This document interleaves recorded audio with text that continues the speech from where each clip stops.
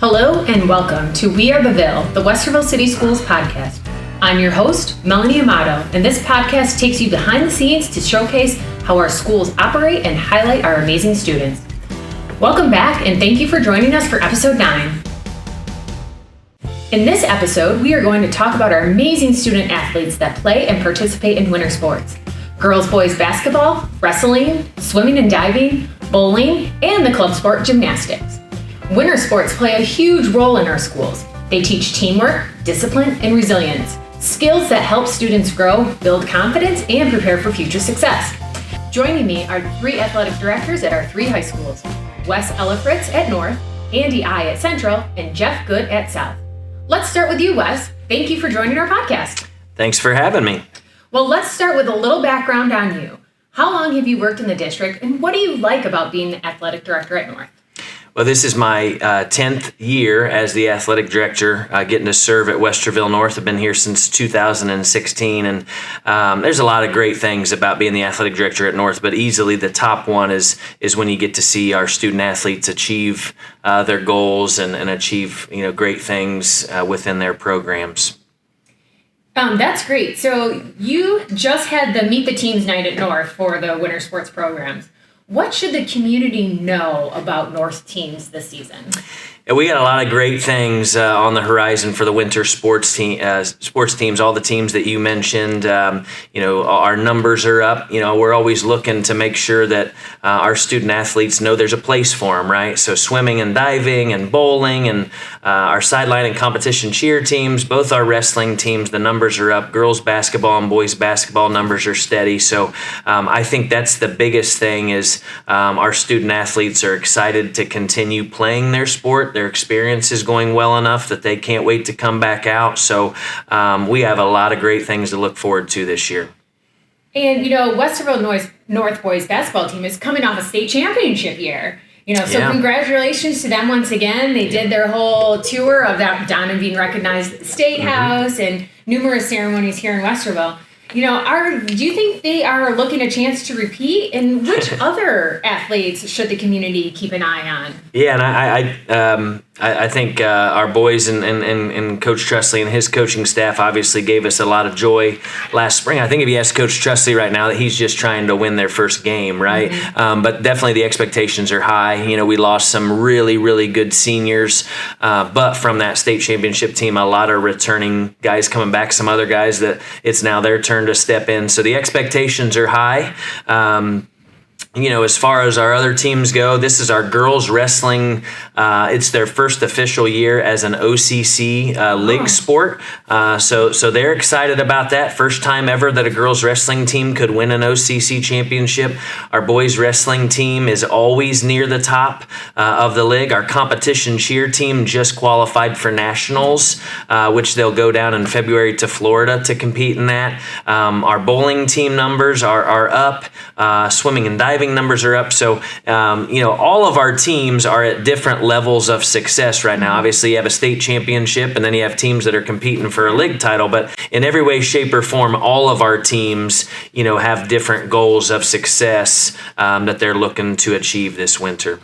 Yeah, so that kind of brings me right into our next question about goals and expectations. Just like you said, you have everything from repeat to state championships to competing for the first time in OCC. So the goals got to be different for each team. But as an athletic director, what is your expectation of all of our teams? Yeah, so we have something at North we call being all in. And all in is simply having a we over me mindset. And we kind of focus on 5 C's, being committed, consistent, coachable, and then representing your community well as a great citizen. So no matter where we're at with our programs, we talk about being all in a lot. So while boys basketball is shooting for another state title, we have a brand new girls basketball coach, Brady Prue, who's coming in and he's kind of hitting the reset on the culture and bringing new energy into a program that's been kind of down the last couple of years. But regardless of where our programs are at, our expectation is that you're going to follow those 5 C's and you're going to have a we over me mindset, which is really hard to ask of high school student athletes a lot of times when they've got their own personal goals. But when we can put those personal goals, and focus more on what's best for our team, that's what we're always looking for with all of our teams. That's great. Again, I was a student athlete back in the days. And so, to have see those expectations and goals continue and, they made a difference in my life to where I am today. So, let's go behind the scenes a little bit as an athletic director. So it takes a lot to set up schedules, practices, transportations. What does winter season preparation look like from an athletic department perspective? Yeah, that's a great question. Nothing gets done without the help of, the great team that I get to work with. Our head coaches, my administrative assistant, Lisa DeSalle. There's so much that goes on behind the scenes to make sure we're taking care of our gym spaces. We share one big Google sheet amongst the coaches, and then they just kind of collaborate and make sure that everybody gets the space and time they need, which is not easy because we also have spring sports that are starting to do conditioning, and they're going to do that inside as the weather changes. But as far as our game schedules go, we're always trying to be a year in advance. So last year's basketball schedule was almost done when we were winning that state championship because we always wanted to prepare and get ahead. But it's just an ongoing preparation. But I think the two greatest things that an athletic director has to have is you got to communicate clearly and you got to plan well. And that none of that happens unless you have a great team to work with. Good. And so another great question is, so we have 3 high schools in Westerville. We're one of the largest districts here in the state. And whenever our teams play each other, it's always a big rivalry. It brings out the community, but all those teams want to rule the Ville and be the king or the queen of the Ville. But we're still one district. How do you tell coaches and athletes about balancing that competitiveness and the fact that they might be playing against someone, they grew up with and went to elementary school with? Yeah, that's the great unique thing about our district is almost all of our students have gone to school with each other at some point, and then you get to high school when the things are a little bit more contentious and competitive, right? And they are looking to rule the Ville, like you said. But, we definitely want to have a desire to win, but more importantly, we want to have a desire to show a healthy respect for our opponents. And I think while our crowds are great whenever we have those rivalry games against Central or South. It's really cool after the game when you see those community members kind of coming together and chatting. So you're kind of rivals during the game, but then after the game, the guys are getting pictures together, or the girls are catching up. So sports is going to bring out that competitiveness in it. But I'm really proud of all 3 high schools and just how they show that healthy respect. Once things are done. So last question for you here. What message would you like to share with our student athletes as they begin the season? Yeah, first and foremost, we're proud of you. Just the effort that it takes to be a student athlete, on top of the busyness of your priorities as a student, right? We know the time and energy that it takes to be successful and grow as a player, and the adversity that you are going to encounter not only within your team, but, as maybe you lose a tough game, or a lot of our kids unfortunately battle injuries. So, the biggest message would just be that we're proud of you. Don't ever quit. Giving up on those goals, and ultimately, as you're wearing, as we say, you're wearing the word Westerville North or Warriors, or you're wearing the Cardinal and Gold, you're representing something bigger than yourself. And we have a lot of expectation that you truly are all in while you're representing us, or while you're cleaning up the locker room or the school bus, or you're just out in the community with your friends. So, that would probably be the biggest messages that we would share. Well, and that's a great message to end this segment with you. So again, thank you, Wes, for joining us today. And we really wish all of the Westerville North Warriors good luck this season. All right. Thanks for having me. Absolutely. Now let's go up the road a bit to our high school in Genoa Township, the Westerville Central Warhawks. Thank you for joining us today, Andy. Thanks, Melanie. I'm glad to be here. I think this podcast idea is outstanding. This should be a lot of fun.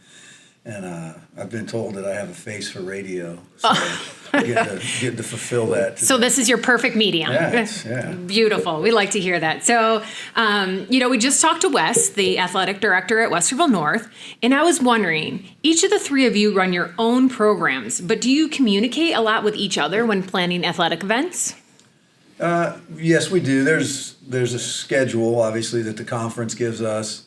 And then in our non-league games, we set things up, and we play each other in every sport. And then, in addition to that type of conversation, we speak a lot because we're going through the same things. And, a lot of the factors that are impacting our day impact each other. So, yeah, we communicate a lot and run things by each other and try to come up with good solutions. Yeah. And so let's bring it back to you a little bit. How did you become the athletic director at Westerville Central, and how long have you been in the district? Well, this is my 28th year in Westerville City Schools. Congratulations. Yeah, thank you. Loved it.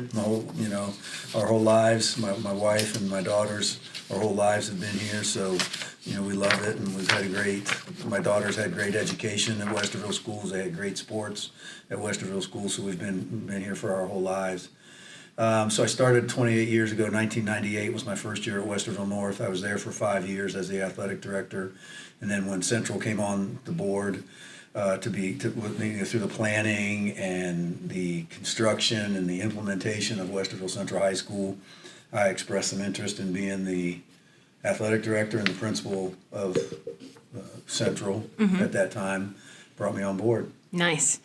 Now, Central is coming off a really good sports season. The football team is on their way up, and the boys soccer team made it to the Final Four at states. So what should the community know about the teams at Central coming into the winter season? Yeah, we had a great fall season, a couple of league championships, some great tournament runs, some great individual performances. So we had a really good fall, and that helps the school year get off to a good start, that's for sure. The winter season, our boys basketball team was district champions last year, so they'll come into the season with some high hopes. Graduated a lot of kids, so we're very young, very inexperienced, but still have some talent. So hopefully we'll put together a good performance there. Our girls basketball team is very good as well. So we're opening the regular season with Westerville North, and that'll be an exciting game.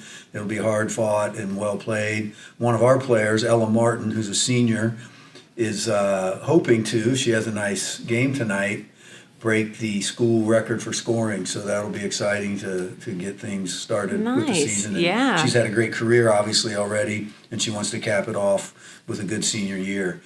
Boys and girls wrestling now in Westerville City Schools. And our first year with our first official girls team with separate practices, separate coaching staffs, separate schedules, the whole deal. So that's going to be exciting for the girls program as well. And I think we have looks like we're having about 10 or 12 girls on the wrestling team. We got about 30 on the boys team, and should be very competitive there.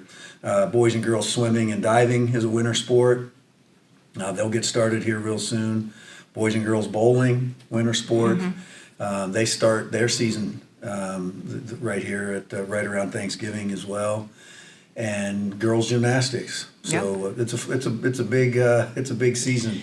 Yeah, and obviously none of our 3 high schools have a pool or a bowling alley. So where do those teams practice? Right. Our bowling team practices at the Columbus Square Bowling Palace. Okay. And that facility it's a great bowling facility, and the management of the bowling palace has been great to us over the years. They welcome our teams in there. We have our practices there. We host tournaments there, so they've been outstanding. And the swim team practices over at the Westerville Recreation Center, and we have a really good working relationship with them as well. We have our practice time. North gets their practice time. South, so it's busy and it's a lot. But the Recreation Center does a great job of managing the schedule and figuring out a way to get us in there for our practices.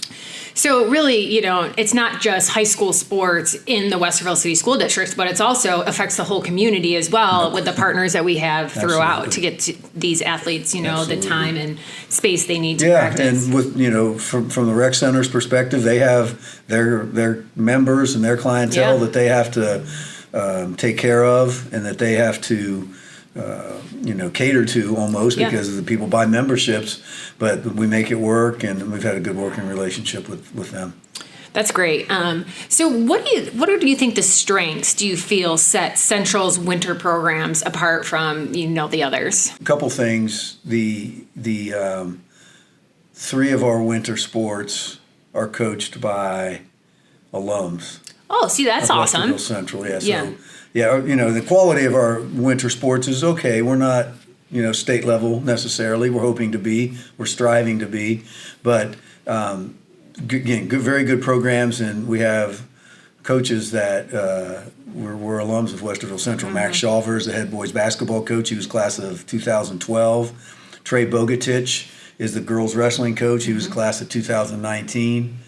And he was a class of 2017. Kayla Aaron is girls swim coach. She was a class of 2019. It must be great to have those types of athletes come back and, represent their school now in coaching and teaching the young athletes. Yeah, it is. It's a nice compliment to our teachers and coaches at Westerville Central that those kids want to come back, and that they've gone almost full circle in their life where they're adults now, they're doing adult things, and they become colleagues, as opposed to just kids who used to go to school here. Yeah, absolutely. Are they still calling you Mr. I, or? Yeah, for the most part they do. I'm old enough to be their grandfather in most cases, so yes, most of them still do call me Mr. I. Especially if they think there might be something going on. Mr. I's exactly. Now, I asked a similar question to Wes, but a lot goes into planning a sports schedule for any season. What are the biggest challenges of managing so many indoor sports at the same time? Quite frankly, for us right now, it is the constraints placed upon us by our facilities. Yeah. We, if we had our own pool, things would be great. You can't have your own bowling alley, I get that. But if we had our own pool, that would make things easier and better, and probably improve the quality of our teams. Yeah. But with cheerleading is another sport that we have in the winter, both the competition cheer and the sideline cheer, and they need practice time. And we have 5 basketball teams and 2 wrestling teams and things like that. And it's hard to find space for everything. If we had another gym or a bigger gym or a field house, that would really help with the logistics of scheduling. And do they rotate practice times, or is it just like, boys basketball, you're at 9:00 at night, girls are at 8? Or there's pretty much set times. Set times. And a lot of that has to do not because of favoritism for one sport over another, but it has to do with the work schedules and life schedules of our coaches. Yeah. Our boys basketball coaches, they all teach in the building. They all work at Westerville Central High School. Our girls basketball coaches, none of them are in the school. They have private jobs outside of the school, so they practice later because that's when they can get there. Yeah. Now, we talk a lot about We Are the Ville. It's the name of the podcast, and we just like to promote one district, all the schools. But in high school, you still always have that competitive edge, and you want to beat the others. What do you tell your coaches about balancing sportsmanship and taking pride in the school that they represent? Well, first off, I do want to say that the We Are the Ville project and the We Are the Ville mindset has been really good, and I think it's been really helpful and a really positive thing for our district because, in the early years when I was here in Westerville schools, when it was just north and south, that wasn't always the case. Yeah. It was very heated. And, I won't say bitter rivalry, but it was very heated rivalry. So now with these initiatives for sportsmanship and togetherness, I think it's made a difference. But you still want to win, and you still want to beat them, and those are still huge games on the schedule. Everybody recognizes them, and everybody wants to be ready for those. And our coaches have bought into it as well. So they... Again, while stressing, we've got to win this game, we want to win this game, we want to beat these guys, we want to beat these girls, they keep a good perspective on, at the end of the game, line up and shake hands and say nice job. Yeah. So winter sports are about to get underway here, and it'll be a really busy time around Westerville. How can families in the community best support your winter sports teams? Well, it's great to come out to a ball game. Yep. We love, the bigger the crowd, the more exciting it is for the kids, the more exciting the environment is for the fans. So yeah, come out to a ball game. There's all kinds of opportunities and all kinds of options to come watch a game. There's games not every night of the week, but there's games almost every night of the week. Boys, girls, wrestling. The swim meets are over at the rec center. Those are free to the public, I guess. Yeah. The other side of that coin is we do need community support, and we do want people to come to the games because you got to buy a ticket, and that helps us, finance our athletic departments. Yeah. Well, Andy, it's been a pleasure of having you on our podcast today, and we really appreciate the time that you took out of your day to come here. Yes. And, we wish all of the Westerville Central Warhawks good luck this season. Thank you. Appreciate it. And we will do our best to uphold the standards of Westerville City Schools. Wonderful. And last but not least, let's turn our attention to the oldest high school in the district, the Westerville South Wildcats. Thank you for joining us today, Jeff. Yeah, thanks for having me. All right, so let's start with a fun one. How did Westerville South become the Wildcats?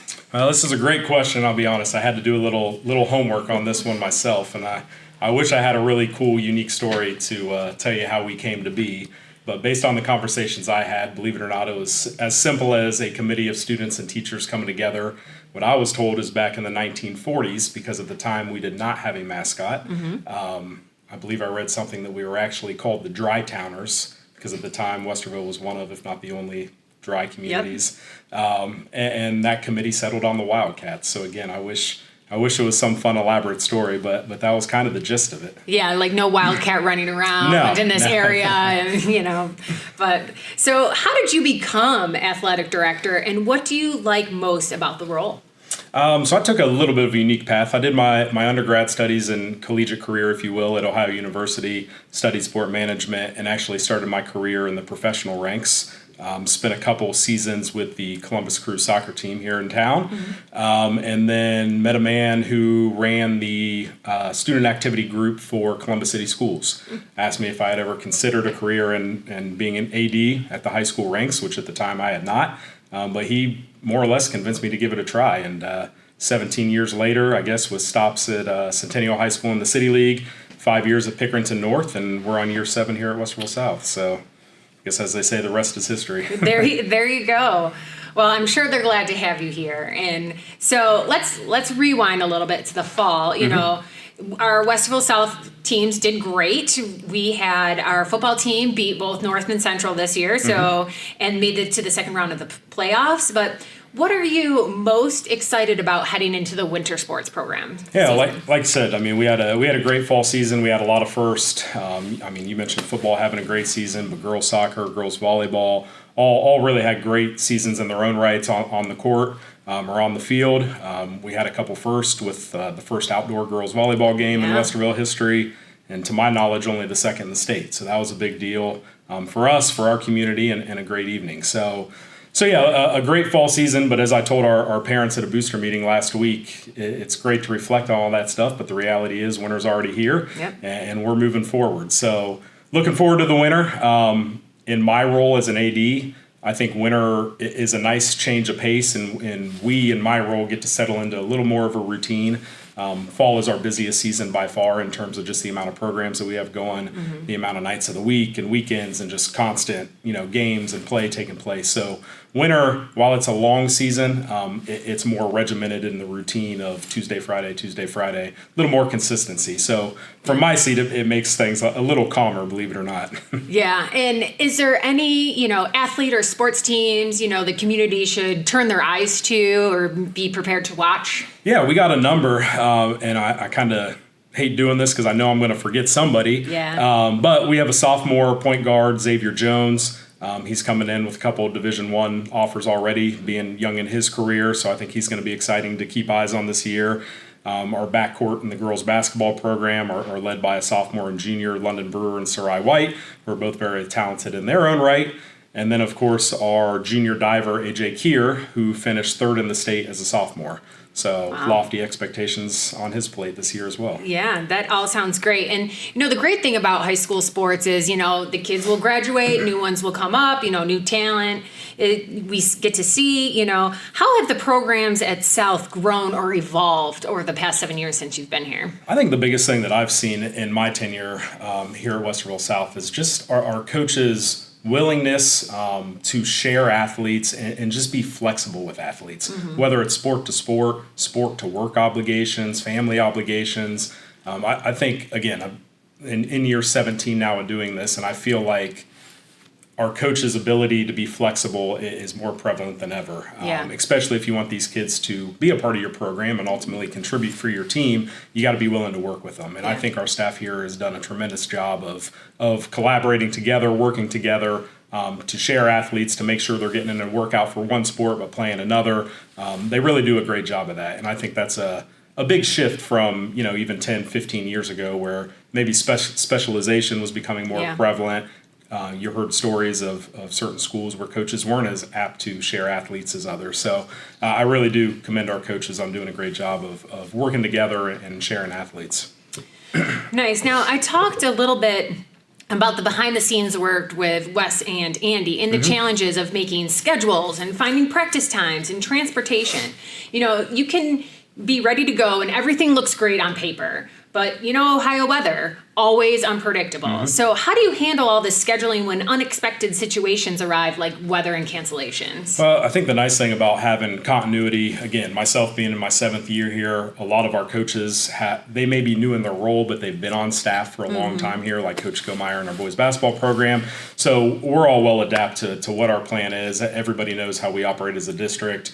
If we do have an inclement weather day, there's already a plan in place that everybody's aware of. But really what it breaks down on my end to helping our coaches is really just communication, keeping the communication open on that day so that we're all on the same page with what's going on when we do get that green light to hopefully get back in the building, if it's a snow day or for games that evening. So yeah, now what happens if a game does get canceled? Because then obviously it's communication with the other school that they were going to play or compete against. Yeah, it's a lot of moving parts. And I think that's probably, if you're not in this role, something that a lot of people take for granted or don't realize. But you ask any AD in Central Ohio, I can almost guarantee you they would say we would rather play the game on the day that is scheduled as opposed to having to move it. Because to your point, you got referees involved, you've got transportation and busing involved, you got your opponent involved, all those factors that come into place.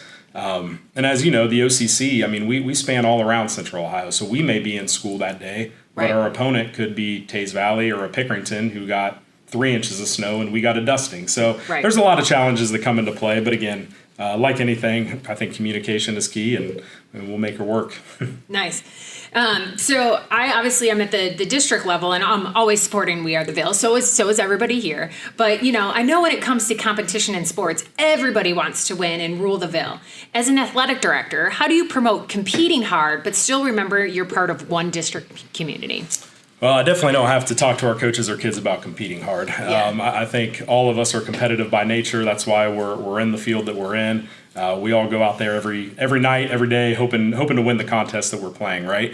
But I've got to tip my cap to our district, to be honest, and in particular Becca Yanni, who's headed up this whole We Are the Ville initiative, if you will, over the last couple of years. As you are probably aware, we had our We Are the Ville leadership retreat with our student athletes just earlier this month, where we brought 40 kids from South, Central, and North together to talk about things that we're talking about right now, leadership, not only within your school and your team, but within the community. So I really do think our kids do a great job being gracious and winning, and the same in defeat, right? Shaking the opponent's hand and telling them good game, and you'll give it your best next time. So yep, absolutely. So last question, what message would you like to share with our student athletes as they begin the season? I'd just say enjoy the ride, enjoy the process. It goes quick. It feels like we just started the fall season not that long ago, and after 12 weeks of a football season, it came to an end abruptly. So you never know when it's going to come to an end with the way the Ohio High School Athletic Association tournaments are established. You lose and your season's over just like that. So I would just say enjoy the ride. It goes quick. I know practice, especially in these winter months in Ohio, can seem tedious at times, but just enjoy it because it'll be over, especially for our seniors, before you know it. And as all of us know in this room, it's when it's over, it's over. Yep. So Yeah. you get old like me and you're looking back. Same, I still play soccer indoor at my tender old age, and it gets harder and harder every time to get out the door and back and put on my cleats and out we go. Well, thanks again, Jeff, for joining us, and we wish all the Westerville South Wildcats good luck this season. Thanks for having me. Well, that's it for this episode. We'll be back again soon, but in the meantime, always remember, we are the Ville.